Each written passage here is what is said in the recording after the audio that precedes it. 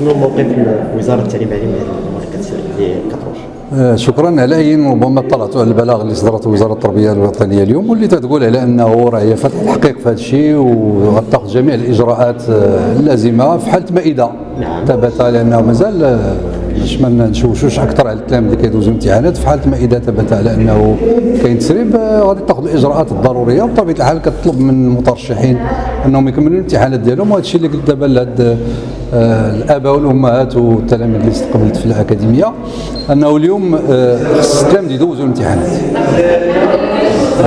الرياضيات دازت بما لها وما عليها. المهم اليوم باقي لنا هذه العشيه وباقي لنا غدا، دونك تيخصهم يدوزوا الامتحانات ديالهم.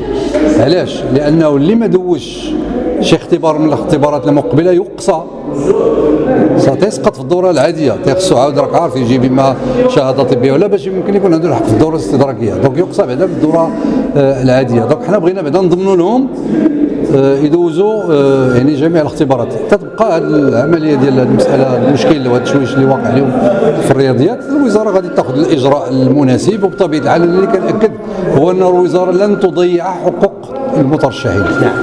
راه ما غاديش يضيع حق شي واحد.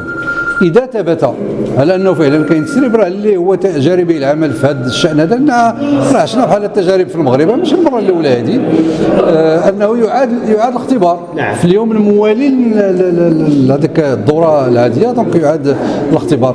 الى الوزاره تقول على انه ما كاينش تسريب او غير البعض اللي راه سرب وكذا، راكم انتم عارفين على انه في التصحيح الوزاره دائما تتبع هذا الشيء في الفيسبوك، وكتصيفط لنا الاجوبه اللي كتكون في الفيسبوك وكنقارنوها مع الاجوبه ديال التلاميذ ديال المترشحين.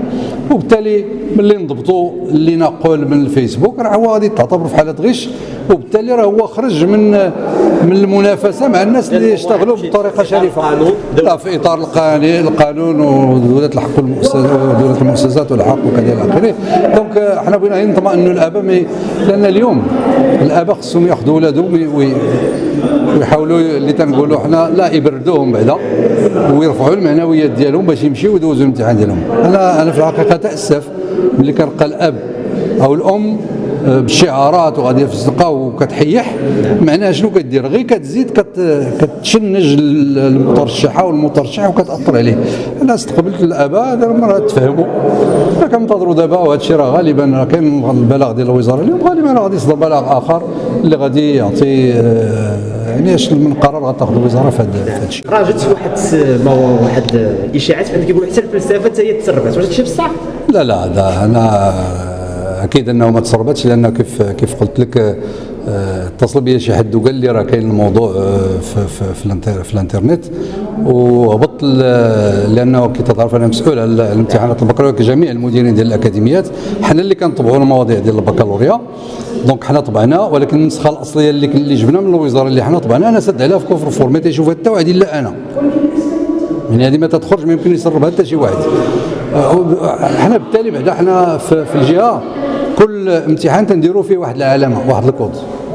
معناها الا تسربت شي وثيقه مثلا يجيبوها ليا، الا تسربت من الجهه ولا بدا نقول لك تسربت، الا ما فيهاش هذاك الكود راه خرجت من شي جهه اخرى، معناها انا مامن انه ما يخرج تسريب. دونك انا هبط الاعتكاف لهذاك الصندوق الحديدي الكفر فور وجبت الموضوع، وتاكدت على انه لا جبت الموضوع ماشي من الجويان، الموضوع اللي النسخه الاصليه اللي عليها استنسخنا حنا، وتبين على انه لا علاقه لهذا الموضوع بالموضوع اللي كاين في الفيسبوك. هذا هو. شكرا جزيلا.